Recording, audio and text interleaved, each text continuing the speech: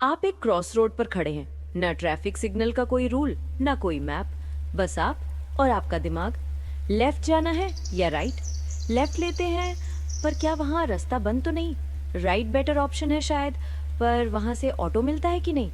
Phone check कर लेते हैं मैप्स, पर बैटरी कम है। कल सुबह से यही सोच रहे हैं। आपके कंधों पर टाइम बैठा है और वो चीख रहा है, चलो चलो। पर आपके पैर जमीन से ऐसे चिपके हुए हैं जैसे सीमेंट से जकड़ गए हों। आंखें खुली हैं, सामने पूरा रास्ता दिख रहा है, पर अंदर अंदर तो पूरा वॉर जोन है। एक आवाज कह रही है ये कर, दूसरी दौड़ रही है नहीं वो कर, तीसरी चिल्लाती है पर अगर गलत हो गया तो तेरी गलती से सब बिगड़ जाएगा। आपकी सांसें थम सी गई हैं, दिल धड़कना भूल गया है। आप खड़े हैं, सोच रहे हैं, एनालाइज कर रहे हैं, और जिंदगी जिंदगी आपके आसपास से गुजर जाती है। बच्चे हंसते हुए दौड़ते हैं, दोस्त आपको आवाज देते हैं, पर आप अपने ही दिमाग के अंधेरी भीड़ भरी गलियों में खो गए हैं। ऐसा लग रहा है जैसे आपकी अपनी ही सोचों ने आपको गैगडैंग बाउंड कर दिया हो। Welcome to the vault. आज हम बात करेंगे जब दिमाग अपना सबसे बड़ा दुश्मन बन जाए, जब सोचने की ताकत एक ऐसी जंजीर बन जाए जो आपके हाथ पैर बांध दे, जब एनालिसिस एक ऐसी पैरालिसिस बन जाए जिसमें आपकी सारी इच्छा शक्ति थक कर सो जाए। आज का टॉपिक है जब दिमाग एनिमी बन जाए, ओवर थिंकिंग से कैसे निकले। A gentle pause full of empathy. अगर आपको कभी ऐसा लगा है कि आपका सर एक प्रेशर कुकर बन गया है जिसका विसल टूट गया हो, तो आप बिल्कुल सही जगह पर है। आज हम इसी कुकर का प्रेशर रिलीज वाल्व ढूंढेंगे। ओवर थिंकिंग, ये शब्द सुनते ही हम में से कई लोगों की भौहें टाइट हो जाती हैं, सांसें थोड़ी तेज हो जाती हैं, क्योंकि हम जानते हैं ये कैसा फील करता है। ये वो दर्द है जो दिखता नहीं, पर जिसके खारों से पूरा दिन खून चलता रहता है। पर पहले समझते हैं थिंकिंग और ओवर थिंकिंग में फर्क क्या है।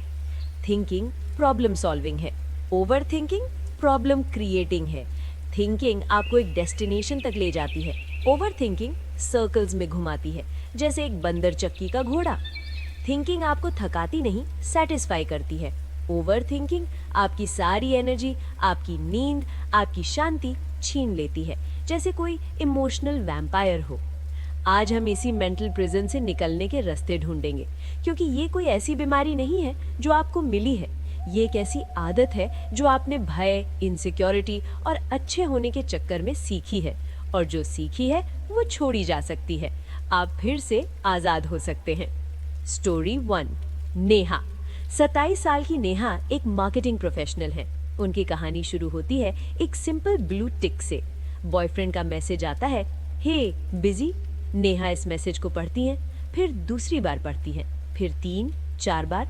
उसने हे क्यों लिखा? आज तक हेलो लिखता था। टोन कैजुअल क्यों है? कोई प्रॉब्लम है? बिजी मतलब क्या? वो पूछ रहा है या कह रहा है कि मैं उसे डिस्टर्ब कर रही हूँ? 10 मिनट बीत गए, नेहा ने जवाब नहीं दिया। अब वो सोच रही है, अगर अब मैं लिखूंगी तो वो सोचेगा मैं एक्चुअली बिजी नहीं थी, बस जवाब नहीं देना चाहती थी। यही शुरुआत थी। एक छोटी सी टेक्स्ट की नीडल से नेहा ने अपने लिए एक पूरी निटिंग मशीन बना ली थी, जिसमें हर दिन नए डाउट्स के नए लूप्स बनते थे। डिनर पर बॉयफ्रेंड ने सिर्फ 2 बार हाँ में हेड नॉड किया, ज्यादा बात नहीं की। नेहा की रात भर की शिफ्ट शुरू। क्या मैंने कुछ गलत कहा? क्या उसे कोई प्रॉब्लम है? क्या वो मेरे से बोर हो गया है? रात भर उनकी आंखों के सामने सिर्फ एक ही स्क्रीन चल रही थी, all the things I might have done wrong. सुबह उठी तो आंखें भरी हुई, मन एकदम खाली। बेचारा बॉयफ्रेंड नेक्स्ट डे पूछता है, तुम ठीक हो? तो नेहा का जवाब, जो अंदर के सारे गुम का नताजा होता है, तुमसे पूछना चाहिए था ना कल ही, अब पूछ रहे हो। उस रिप्लाई के बाद एक ऑकवर्ड साइलेंस, जिसमें दोनों की आवाजें डूब गई। रिलेशनशिप एक ऐसी बिल्डिंग बन गया जिसके हर ब्रिक पर ओवर एनालिसिस लिखा हुआ था। एक दिन वो बिल्डिंग गिर गई और नेहा उसमें दबी हुई अपने ही बनाए हुए डाउट्स के रबल के नीचे खाली हाथों सिर्फ एक क्वेश्चन लेकर बैठी रही। मैंने इतना सोचने की क्या जरूरत थी? Pause, the sound of a deep sad Sai. Story 2। Vikram. 30 साल के विक्रम आईटी में हैं। 2 साल से कह रहे हैं, यार कुछ अलग करना है, बिजनेस शुरू करूंगा या कंटेंट क्रिएशन या कोडिंग सीखकर स्विच करूंगा। 2 साल।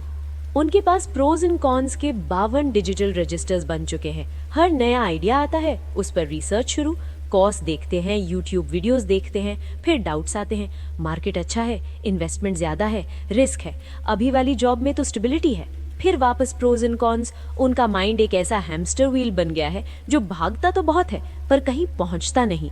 उनके पेरेंट्स पूछते हैं, बेटा कब डिसाइड करोगे? विक्रम का जवाब होता है, सोच रहा हूँ पापा। पर सोचने से ज्यादा वो सोचते रह जाते हैं। उनके दोस्त ने 1 साल पहले साइड बिजनेस शुरू किया था, आज छोटा मोटा सेटअप है। विक्रम उसी दिन उस बिजनेस आइडिया पर 3 पेज का एनालिसिस लिख चुके थे। वो एनालिसिस अब उनके लैपटॉप में पड़ा है, एक डिजिटल टूमस्टोन उस आइडिया की जिसे उनके ओवर थिंकिंग ने जिंदा रहने ही नहीं दिया। और विक्रम अपनी ही नापसंद की जॉब में स्टक है। उनकी मेहनत का फल उनके एनालिसिस के जंगलों में खो गया है। अपॉर्चुनिटी उनके दरवाजे पर दस्तक देती रही, पर विक्रम अंदर से दरवाजा बंद किए, लॉक लगाए, अगर खोला और कुछ गलत हो गया तो ये सोचकर बैठे थे। और आज अंदर एक अजीब सी खामोशी है, कोई दस्तक नहीं आती। उन्हें लगता है शायद लाइफ ने उनका नंबर ही कैंसिल कर दिया। 28 साल की इशिता को ऑफिस पार्टी में जाना है। उस दिन से 2 हफ्ते पहले से उनकी प्रेपरेशन शुरू हो जाती है। क्या पहनूं? अगर वो वाला ड्रेस पहना तो लोग सोचेंगे मैं शो ऑफ कर रही हूँ। अगर कैजुअल गई तो सोचेंगे मैं सीरियसली नहीं लेती। उनकी वार्डरोब उनके लिए एक बैटलफील्ड बन जाती है। हर कपड़ा एक पोटेंशियल सोशल फोपा। पार्टी के दिन वो किसी से बात करती है, घर आते ही रीप्ले शुरू। मैंने उससे इतना ज़्यादा हंसकर क्यों जवाब दिया? थोड़ा ओवर द टॉप तो नहीं लग गई? उसने मुझे इंटरेस्टिंग कहा, सार्कास्टिकली तो नहीं कहा? घर का छुपा सुकून उनके लिए एक टॉर्चर चेंबर बन जाता है, जहां उनका दिमाग हर सेकंड को स्लो मोशन में चला चला कर दिखाता है। हर सोशल इंटरैक्शन के बाद उनका दिमाग एक सीसीटीवी फुटेज की तरह हर एंगल से देखता है।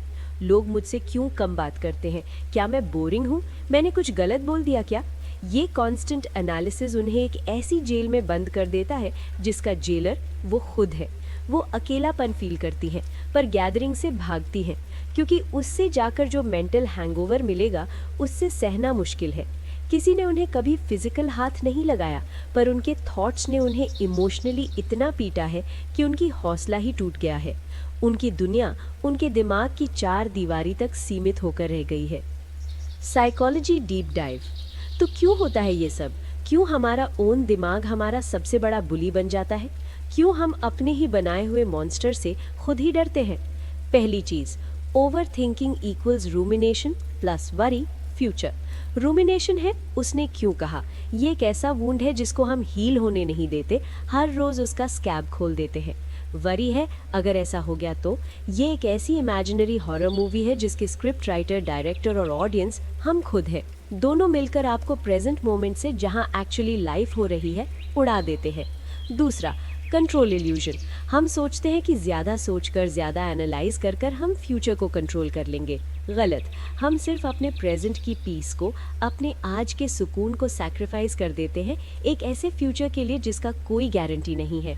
परफेक्शनिज्म। हमारे इंडियन कॉन्टेक्स्ट में ये बहुत कॉमन है। सब कुछ परफेक्ट होना चाहिए, बेटा हमेशा अच्छे से सोचो, गलती का डर, लोग क्या कहेंगे का भय, ये सब ओवर थिंकिंग का फर्टिलाइजर है। हमारी सोसाइटी ने हमें बीइंग गुड नहीं, लुकिंग गुड सिखाया है, और उसी इमेज को प्रोटेक्ट करने का काम ओवर थिंकिंग करती है। Brain science. जब हम ओवर थिंक करते हैं, हमारा प्री फ्रंटल कॉर्टेक्स जो लॉजिकल एनालिसिस करता है वो ओवरड्राइव में चला जाता है, पर साथ ही अमिगडाला जो फियर को प्रोसेस करता है वो भी एक्टिव हो जाता है। मतलब आप लॉजिक के साथ फियर भी मिक्स कर रहे हैं। आपके माइंड की कार में एक फुट एक्सीलरेटर पे है और दूसरा ब्रेक पे। Result, engine roars, fuel Burns, गर्मी निकलती है पर गाड़ी कहीं नहीं जाती। आप थके हुए, डरते हुए एनालिस्ट बन जाते हैं। कॉग्निटिव फ्यूजन, ये इंपॉर्टेंट कॉन्सेप्ट है। मतलब आप अपने थॉट्स को रियलिटी समझने लगते हैं। मेरे दिमाग में आया कि तुम फेल हो जाओगे, तो इसका मतलब ये है कि हो जाओगे। आप थॉट्स से फ्यूज हो जाते हैं। जैसे आप काला चश्मा लगाकर सूरज को देखते हो और कहते हो देखो सारी दुनिया काली है। आप वो नहीं जो सोच रहे हैं, आप वो हो जो सोच देख रहे हैं। यही साइकिल आपको एंग्जाइटी, डिप्रेशन, इंसोम्निया की तरफ ले जाती है। रात को सोने की कोशिश पर दिमाग का प्रोजेक्टर चालू। कल मीटिंग में क्या होगा? उस दिन मैंने जो कहा था वो ठीक था क्या? अगले महीने रेंट कैसे भरेंगे? ये साउंड्स बैकग्राउंड नॉइज नहीं रहे, ये पूरा सिम्फनी है।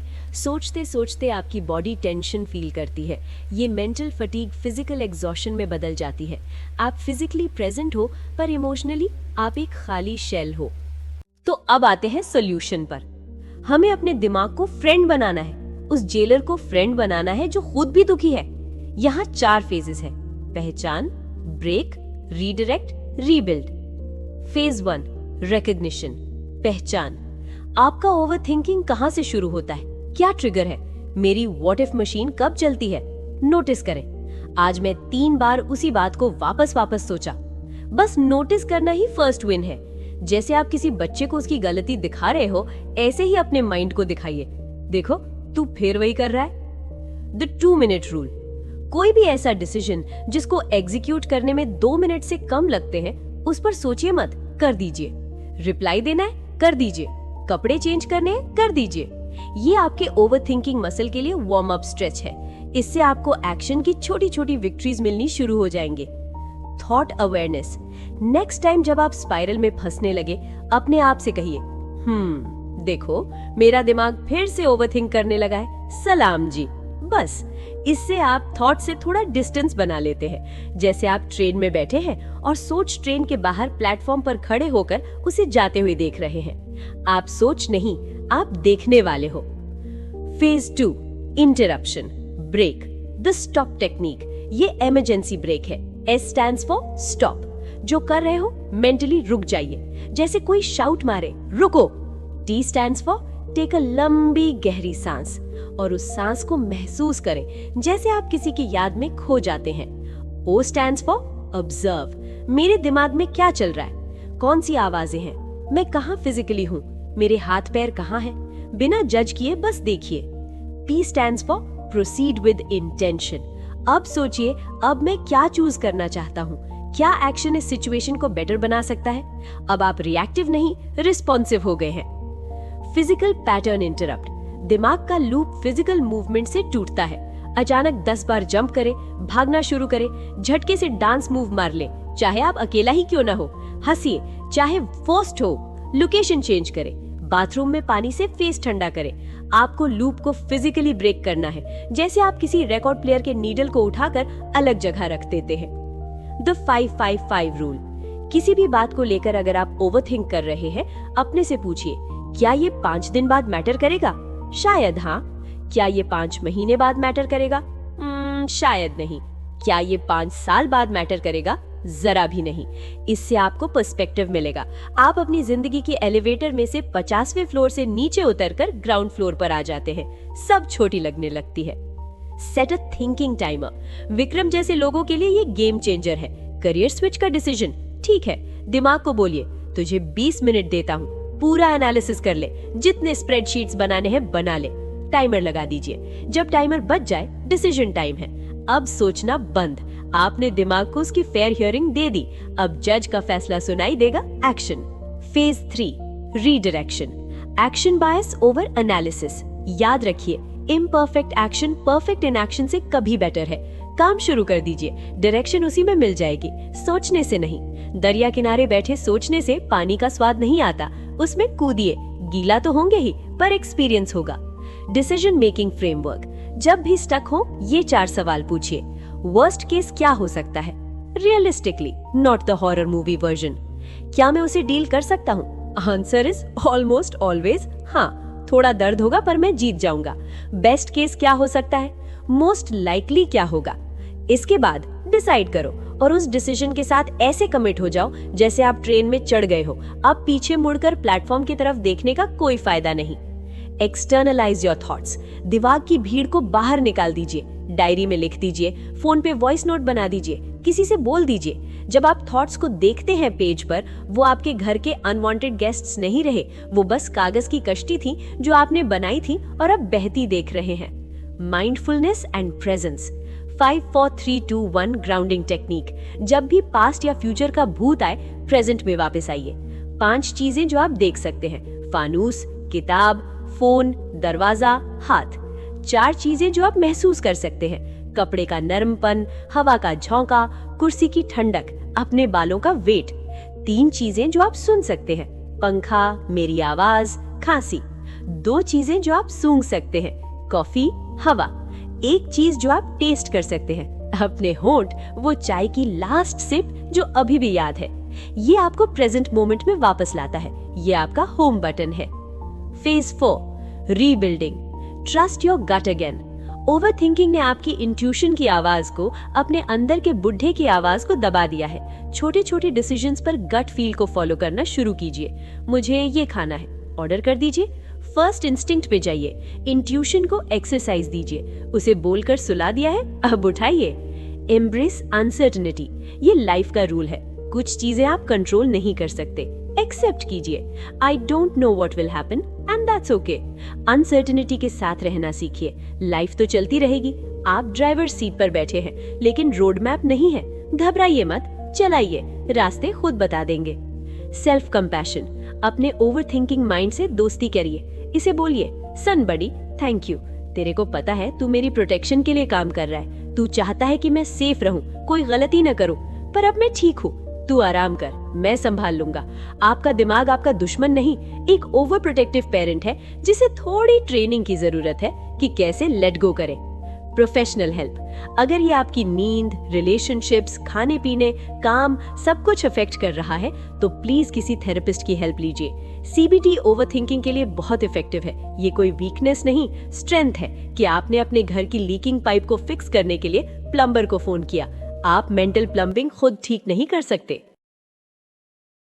थोड़े टाइम बाद नेहा अब मैसेज आते ही 5 मिनट के अंदर जवाब दे देती है। कभी कभार वो पुरानी मशीन चालू हो जाती है, पर अब वो उसे पहचान लेती है। वो अपने माइंड से कहती है, अरे ये मेरा वो पुराना नेटिंग मशीन है, बंद। और फिर वो अपने पेट डॉग को गले लगाती हैं, उसके नरम बाल महसूस करती हैं और उसकी आंखों में अनकंडीशनल लव देखती हैं। उस कनेक्शन ने उसका कॉन्फिडेंस वापस दिया है। विक्रम ने आखिरकार एक पार्ट टाइम कोर्स ज्वाइन कर लिया है। उन्होंने थिंकिंग टाइमर लगाया और पहला स्टेप उठाया। पेमेंट करने वाले कंफर्म बटन पर क्लिक करते वक्त उनकी उंगली थोड़ी कांपती थी, पर क्लिक हुआ। अब वो सोचने के साथ कर भी रहे हैं। उनकी आंखों में वो डेड स्टेयर कम हो रहा है, उसकी जगह थोड़ा स्पार्क वापस आ रहा है। ईशिता अब पार्टी में जाती हैं और अगर कोई बात रिपीट होती है तो वो अपने आप से कहती हैं, हुआ होगा, अगली बार ध्यान से करूंगी। अभी तो मैं ये यमी समोसा खा रही हूँ। उन्होंने प्रेजेंट मोमेंट में रहना प्रैक्टिस करना शुरू कर दिया है। उनकी जेल की 4 दीवारों में अब एक खिड़की बन गई है जहां से धूप आती है। इनकी जीत परफेक्ट नहीं है, कहीं कहीं पुरानी आदतें वापस आती हैं, पर प्रोग्रेस रियल है और रियल प्रोग्रेस परफेक्ट इल्यूजन से कभी बेटर होता है। तो आज का की टेक अवे ये है, आप वो नहीं हो जो आप सोच रहे हो, आप वो हो जो सोच देख सकते हो। आप ओशन नहीं, आप उस ओशन को देखने वाली बीच हो। आप स्काई नहीं, आप वो आसमान हैं जिसमें बादल आते जाते हैं। इस हफ्ते का एक छोटा सा action step, the 5 4 3 2 1 grounding technique. दिन में एक बार जब भी आप फ्री हो, बस कुछ पल के लिए कीजिए। अपने आसपास की दुनिया को महसूस कीजिए। ये आपकी माइंड को प्रेजेंट वाले घर का पता याद दिलाना है। आप अकेले नहीं हैं इस जर्नी में। इस रिकॉर्डिंग के दूसरी तरफ मैं हूँ। हमारे साथ पूरा कम्युनिटी है द वॉल्ट पर, जो इसी मेंटल फ्रीडम की तरफ जा रहा है। आपके अंदर जो लड़ाई चलती है उसमें आप अकेली नहीं हैं। हम सबके लाइफ का बैकग्राउंड स्कोर कभी ना कभी यही ओवरथिंकिंग सिम्फनी ही होता है। आप भी हमारे साथ जुड़िए। अगले एपिसोड में हम बात करेंगे एक ऐसे इमोशन के बारे में जो हम सब फील करते हैं पर एक्सप्रेस करने से डरते हैं, गिल्ट। क्या है उसका साइंस और उसके बिना उसके साथ कैसे जीना है। ये था आज का एपिसोड ऑफ द वॉल्ट, जहां मन के दरवाजे धीरे धीरे खुलते हैं। मैंने आपकी बात सुनी, आप भी सुनिए अपने अंदर की आवाज, वो आवाज जो ओवरथिंकिंग की शोर के नीचे दबी हुई है, पर वो आवाज आपको सही रास्ता दिखा सकती है। उससे पूछिए और फिर उस पर भरोसा कीजिए। शुक्रिया। Take care, be kind to your mind.